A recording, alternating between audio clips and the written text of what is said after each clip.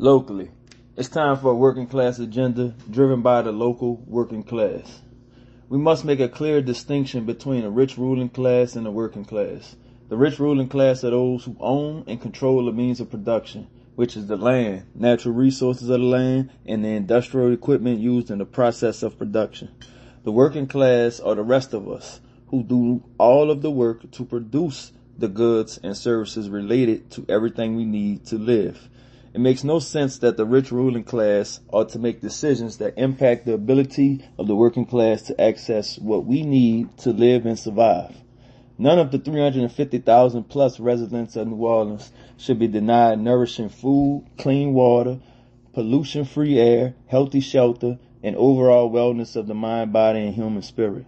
Only 3% of the entire population of the U.S. are bosses and owners of the places where we all work.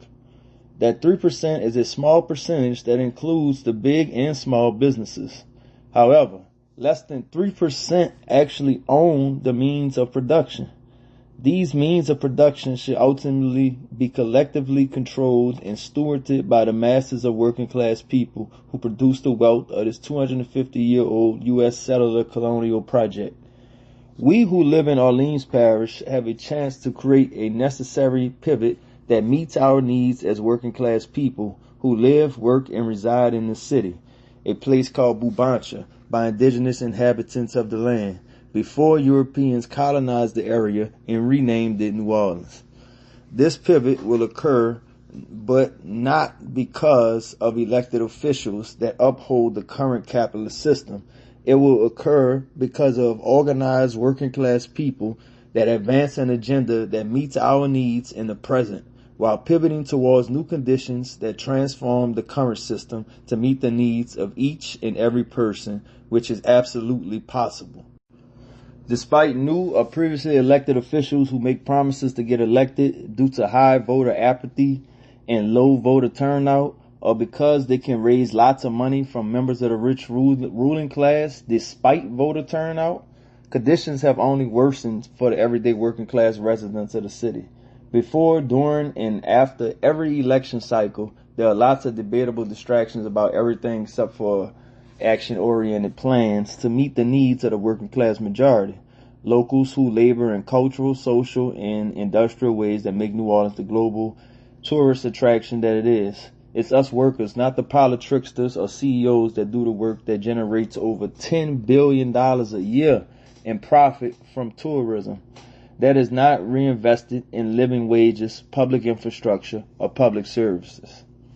As we face greater frequency of man-made and natural disasters, we can see through the smoke and mirrors to what is really going on.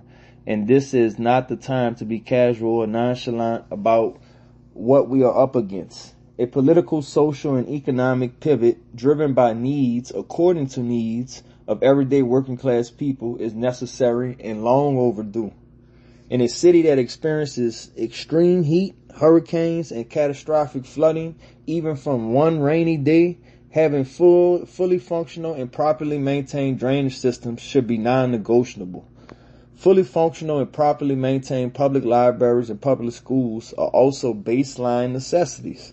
Yet we see how our local and state governments continue to neglect these necessities while investing millions into band-aid solutions, private contractors who do less for double the price, and criminalization of working class New Orleanians. The state paid a whopping $20 million in 2025 to set up a temporary shelter to hide unhoused people while New Orleans hosted the Super Bowl. Yet the city and state government have the audacity to threaten us with austerity, which means major budget cuts to social services, while they continue to prioritize quick profits and shelter the rich from paying taxes.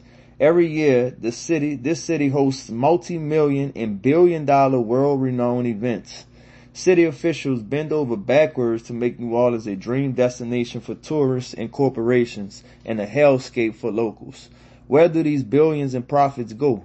Not back into our public services, because city officials regularly claim that the only way for them to address our concerns about drainage, water, and beyond is to generate revenue on the backs of residents by creating or raising fees or turning public resources over to private contractors or both. In addition to big private contractors, the majority of public funding is consistently directed towards criminalization locally and imperialist war globally. Criminalization happens in many ways: through surveillance, incarceration, policing practices, state-sanctioned kidnappings, and forced separation, which does not make us safe nor keep us safe. Otherwise, these practices would have proven effective in preventing the corrupt religious leaders of the Roman Catholic Archdiocese of New Orleans from sexually abusing children for decades, while members of the rich ruling class break their necks to help hide, deny, and protect pedophiles and rapists. This is all happening in a city that is backlogged with over 1,000 untested rape kits. It is in our best interest as working class people to resist all forms of dehumanization and criminalization masked as local safety or national security. Whether it be checkpoint pop-ups, expansions of the police, jails and surveillance, deployment of police, ICE or National Guard in the French Quarter or any other neighborhood to imperialist wars and genocide abroad, all things that are paid for with tax dollars that our labor generates. Criminalization is intended to distract the working class into fighting each other rather than turning our collective attention to the root causes and conditions of unnecessary suffering and premature death that we face both locally and beyond colonial borders. As such, we are calling on all working class people in the city of New Orleans to stop participating in the criminalization project of the state and start, if you have not already, organizing proactive, non-criminalized community defense to combat all forms of unnecessary suffering and premature death. Non-criminalized community defense is necessary and takes many forms, from holding people accountable without involving the state to fighting for responsible public management and timely maintenance of our drainage systems, public libraries, and all other public services, infrastructure, and resources. The work we do today is all practice for the work that lies ahead tomorrow and beyond as we work to change the conditions we currently face. We are a population of less than 400,000 people that brings in billions upon billions of dollars in profit annually from our labor via tourism, cultural work, oil, maritime trade, and beyond. It is us, the workers, not the CEOs or city officials that are cleaning hotel rooms, cooking food, and playing instruments that people come from all over the world to experience. Nor are CEOs and city officials doing the dangerous work on offshore rigs. We do the work, but their pockets are the ones that grow. We never see the fruits of our labor reinvested into better wages or meeting the needs of local residents. But we sure do see our city and state politicians and CEOs living high on the hog.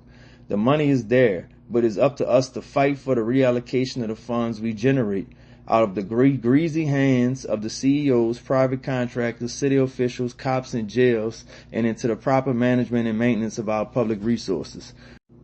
We cannot expect the rich to look out for the working class. Local workers and residents must advance our own agenda that relies on no promises from career politicians. Instead, we must advance a genuine people's agenda that benefits from our own collective leadership as the people most directly impacted by the conditions that we face. Every single resident of New Orleans ought to have their basic human needs met. Yet even full-time workers with more than one job are exploited through low wages by bosses that hoard profit rather than paid workers a living wage. Residents in every district are getting cheated through tax dollars that get siphoned off through greased palms for private business contracts. Children are getting cheated through stolen public school funds via intentional defunding, fake choice charters, and private school vouchers, using and gutting public school funds. Residents and tourists are solely lie in the face of demands for safety while only getting criminalization. In the name of advancing a people's agenda that generally prioritizes meeting needs in the present while transforming conditions towards a new system that is not rooted in capitalist exploitation and oppression, We know that funding healthy housing, transportation, proper drainage management, and beyond are all things that ensure our collective safety much better than austerity and criminalization, which are the only two ways the ruling class and their puppet politicians address our concerns. A people's agenda gives us the opportunity to practice the democratic process that we are regularly denied under the racist capitalist system, so that we can come together and collectively decide what our collective needs are and how to organize towards accessing those needs. It is only through collective organizing power that we can change our material conditions. We know for certain that a people's agenda that prioritizes the needs of the working class majority of this city will outlive every election cycle, every misleader, and every private contractor looking to make a quick buck off our backs. We deserve investment into our collective well-being, and we, working class residents in New Orleans, actually have control over whether we collectively take action or not. If you are prepared to take action, we ask you to join us as we advance forward a people's agenda that is in our collective interest. Ashe, all powerful.